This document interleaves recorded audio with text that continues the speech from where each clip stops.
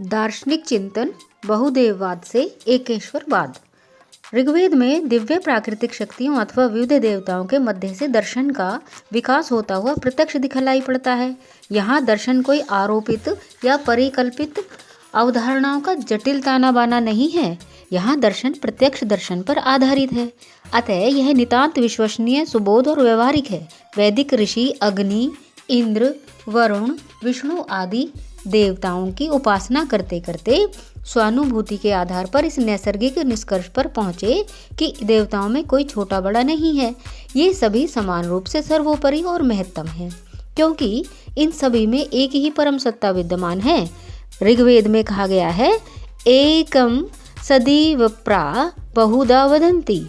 इसका अर्थ है कि सभी देवताओं में एक ही परम सत्ता निहित है, उसी को विद्वान लोग अलग अलग नामों से पुकारते हैं। निरुक्त में बहुत्व में निहित इसी एकत्व की स्थापना करते हुए कहा गया है कि ऐश्वर्यशाली होने के कारण एक ही दिव्यात्मा की अनेक प्रकार से उपासना की जाती है। स्पष्ट है कि वैदिक साहित्य का बहुदेववाद ही एकेश्वरवाद या ब्रह्मवाद का मूल स्रोत है। ऋग्वेद के दार्शनिक सूक्तों में प्रमुखतम है पुरुष सूक्त। इसमें परमेश्वर को ही पुरुष कहा गया है। पुरुष को हजारों शीश, हजारों आँखों, हजारों हाथ पैरों वाला बताया गया है।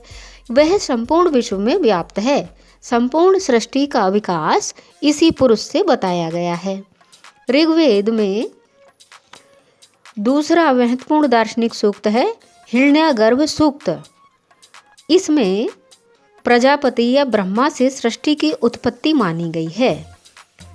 ऋग्वेद में जीवात्मा, परमात्मा, माया और जगत के उल्लेख के माध्यम से उक्त वेदांत दर्शन की पीठिका प्रस्तुत की गई है, जिसका विकास उपनिषद में विस्तार के साथ मिलता है। यह ऋचा इस प्रकार है।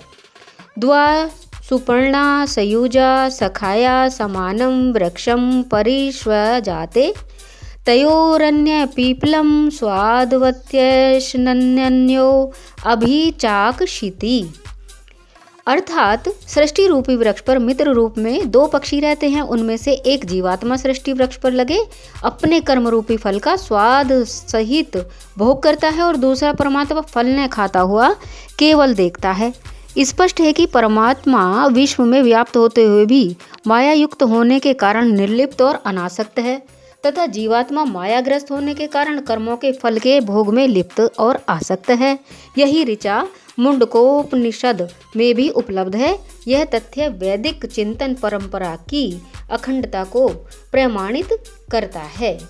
भारत माता की जय। वंदे मातरम।